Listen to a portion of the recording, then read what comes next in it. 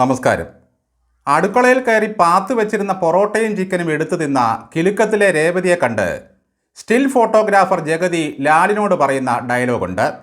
ഇവളുടെ അസുഖം മനസ്സിലായോടെ ആർത്തി മൂത്ത് ഭ്രാന്തായത കൊണ്ട് കളയുടെ ഈ നാശത്തിനെ. വിശന്നണ്ടം കീറിയ ജഗതിയെ ആശ്വസിപ്പിക്കാൻ മോഹൻലാൽ പറഞ്ഞു, ഞാൻ മേടിച്ചു തരാം നിനക്ക് പൊറോട്ടയും ചിക്കനും.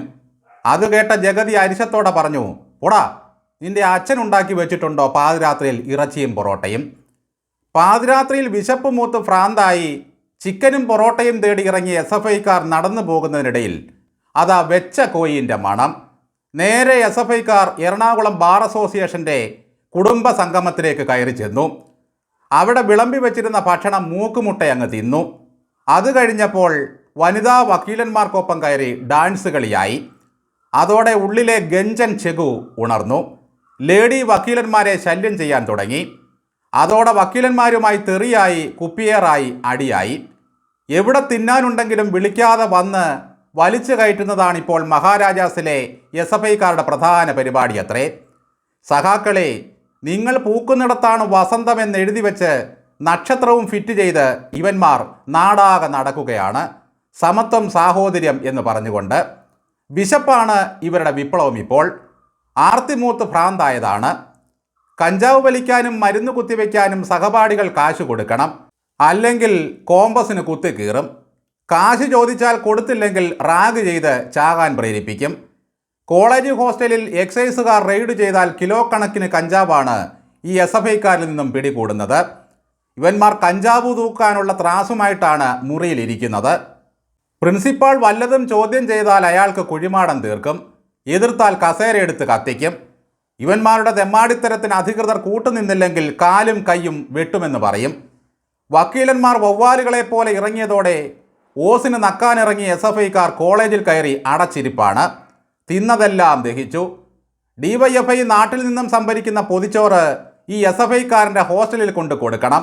അവന്മാരുടെ വിശപ്പ് ആദ്യം മാറട്ടെ. കോളേജിൽ ചെന്നും വക്കീലന്മാർ കല്ലെറിഞ്ഞു. മക്കളെ, ഈ വക്കീലന്മാരും പണ്ട് SFIക്കാരായിരുന്നു. ചേട്ടന്മാരോടാണ് നിങ്ങളുടെ കളി. വക്കീലന്മാർ വിളിച്ച മുദ്രാവാക്യം പ്രത്യേകം ശ്രദ്ധിക്കണം. തെമ്മാടികളെ, ഗുണ്ടകളെ എന്നൊക്കെ വിളിക്കുന്നുണ്ടെങ്കിലും അവർ SFI ഗുണ്ടകളെ എന്ന് വിളിച്ചില്ല കേട്ടോ. അനിയന്മാരോടുള്ള സ്നേഹം അല്പമൊക്കെ ഉണ്ട്. അവർ ഇൻകുലാബാണ് വിളിച്ചത്. നിയമം കയ്യിലെടുക്കാൻ അവകാശമില്ലാത്തതിനാൽ വക്കീലന്മാർ കല്ലും കുപ്പിയുമാണ് എറിഞ്ഞ് പ്രതികരിച്ചത്.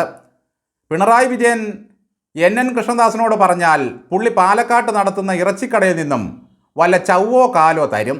അത് വേവിച്ച് വെട്ടിയറിഞ്ഞ് ഈ SFIക്കാർക്ക് ഇട്ടുകൊടുക്കണം. പാവങ്ങൾ പാതിരാത്രിയിൽ വെച്ച കോയിൻ്റെ മണമടിച്ച് ഇറങ്ങുകയാണ്. SFI നേതാക്കൾ പറയുന്നത് ഞങ്ങൾ വിദ്യാർത്ഥിനികളെ കമൻ്റ് അടിച്ചത് ചോദിക്കാൻ ഇറങ്ങിയതാണെന്നാണ്. പാതിരാത്രി 12 മണിക്ക് എന്തിനാടോ നിങ്ങൾ കോളേജിൻ്റെ പുറത്ത് പോയത്? അവിടെ കമൻ്റ് അടിക്കാൻ പാകത്തിന് പെണ്ണുങ്ങൾ ഇറങ്ങി നിൽക്കുകയാണോ?